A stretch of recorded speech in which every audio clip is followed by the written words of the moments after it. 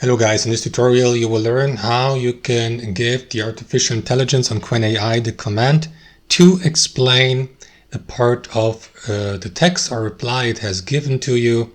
For example, if you don't understand the given part of the text, I would like the artificial intelligence to clarify a specific aspect of the statement or reply. So let us guide you through this. So you will need to be logged into your account on Qwen AI, then navigate to your chat or conversation. And let me browse through that reply here, right? So let's assume you would like to be given more detailed information and a clarification on, let's say on this part here of the text. So what you want to do is highlight the text with your left mouse, release your left mouse, and after that,